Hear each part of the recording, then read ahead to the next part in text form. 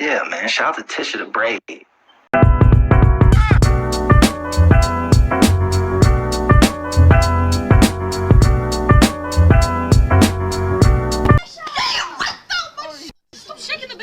Subscribe to me. What's up, guys? Welcome back to my channel. My name is Tisha the Brave. Hope you guys are doing well. Hope you guys are doing okay. Before we get into the video, I know there's at least one or two of you who are watching this video and have not pressed that subscribe button. Okay, press that subscribe button so you can join the Bravers, which is the family name for my subscribers. So let's get into the video, shall we?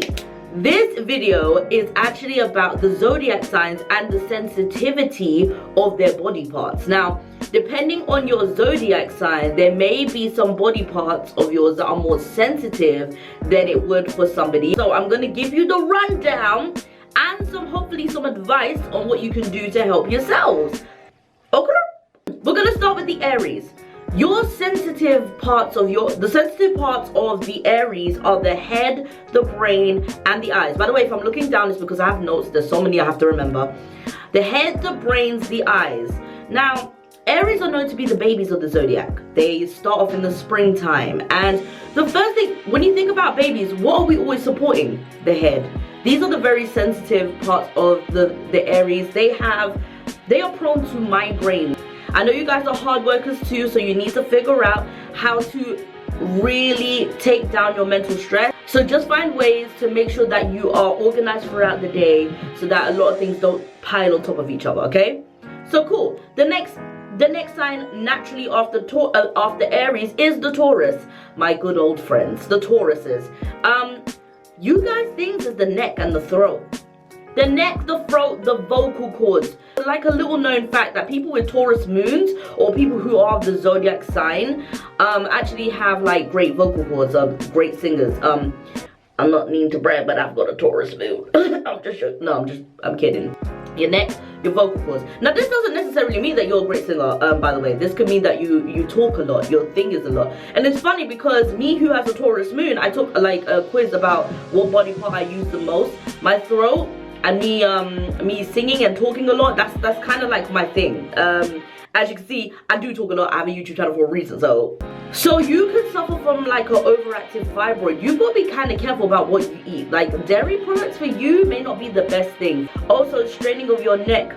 Be careful. Make sure you're drinking warm liquids. Make sure that you have make sure you're not eating things that are affecting your thyroid gland. I would say Google those things so that you know. Next is the Gemini. So we have arms, lungs, hands, and the nervous system. So Geminis tend to be quite twitchy. They tend to be like they're quite an extroverted sign. Hands. So like a lot of Gemini talk with their hands. They're quite twitchy. I'll give you a textbook example of that. Donald Trump. When have you not seen him talk with his hands? He's a Gemini. He always talks like this. I need to blah blah blah da da da da. Kanye West is also a Gemini, always talking with a lot of twitch, a lot of nerve, getting up. And have you not seen like Kanye West being disruptive, getting up and doing things? Geminis are quite twitchy people, and that's all it is. They just need to learn how to control their energy. So you know, you need to find a way to not be so nervous. So whatever works for you to calm you down is a good thing, whether it be herbal tea, whether it means walking outside, or whether it means getting some fresh air, breathing in, breathing out to calm your nerves down. That may help. I know a Gemini who has a lot of anxiety attacks, and you need to learn how to be more logical in thought, because your logic will help you kind of like balance a lot of your anxiety out. So like, yes, this is happening, but this is a solution, this is a solution, this is a solution, this is a solution. Easier said than done, but that's what I suggest. So Cancers, their thing is the chest, the breast, and the stomach. So the chest area, they're quite maternal people. Cancers are quite maternal people / paternal people. The one thing I think about when I think about Cancers is like, you know, the bosom area and the womb. So what are the things that are affected? The chest and the chest and the stomach. The chest, the breast, and the stomach, which is like what I said, the womb and nurturing and all of those things. So they're quite sensitive. A lot of Cancer suffer from indigestion. My mother is actually a Cancer, and in her natal chart she's got like Cancer like 6 times in her chart. And I know that she's very sensitive to indigestion. Yeah, you guys are nurturing, so you got to be careful of how you compensate for all of that empathy that you give, because I feel like some of you guys may eat your feelings a lot, and that's just a thing for Cancer. I feel like you guys eat your feelings a lot, so you got to be careful of that. All right, the Leo, the heart, the spine, the spinal column. The heart, the spine, the spinal column, and the upper back. Now, Leos, you guys obviously like a lot of attention. That's just what's known from your sign. Let's just be real. Even if you're not straight up about it, you still want the attention on. It gives you stress and anxiety because you're constantly thinking about, does this make me look good? That gives you heart palpitations. Not all the time, but you guys stress and do have anxiety a lot. And it could be to do with a lot of that kind of stuff. You are protecting people also. I'm a Leo rising. I know I've got protection energy in me too. So like if I see someone that could be potentially hurt, I'm gravitating towards them. And I'm definitely asking, what's wrong? What's this? What's that? And my heart could be going too. So I get it. You guys are naturally protective. You guys have to be careful of your heart and your stress. You need to find ways to step out of the situation and look at it from a third party point of view, and understand that everything that you're talking about doesn't necessarily affect you, but affects the other person. And you need to kind of remember that to help your heart palpitations, okay? Virgos, the digestive system, the intestines, and the spleen. Every Virgo I know has a sensitive stomach. I feel that's got a lot to do with the fact that they keep a lot of information to themselves. You're sensitive about your stomach because I feel like all of that pent up like stuff that you're kind of keeping to yourself affects it. It really does affect it. I don't feel like you guys are the type of people to stress eat. I feel like you're the kind of opposite, but let me know if I'm wrong. I feel like you're the kind of opposite. I feel like you can't really eat much when you're stressed. I feel like that's what you guys are like. I know you guys are logical signs, but allow someone in. Hi Virgos, I'm talking to you. I love you guys, you're my favorite signs, but like I would suggest you let the one person in. Let them help. I know it's not easy because you're Virgos, but try. The Libra, kidney, skin, lower back, buttocks. That's what you guys have. The kidney, skin, lower back, and buttocks. Libras, you guys are so extroverted. You annoy me. I love you guys, but you annoy me. You're just so extroverted. Tisha, let's go out. Tisha don't want to go out, okay? She's an introvert. I made a video about this. Oh my gosh. But yeah, you guys are kind of all over the place. Also, you're romantic. You're romantic people. So I feel like whenever something stresses you because you're always thinking about your partner, it shows up in your skin. It shows up in your skin. Your lower back, that's a stress pain. I know that. Lower back and buttocks because you're probably always going out and you're always walking and your stuff like that stresses you. It stresses you. You guys need to find the balance between finding yourselves and helping somebody else.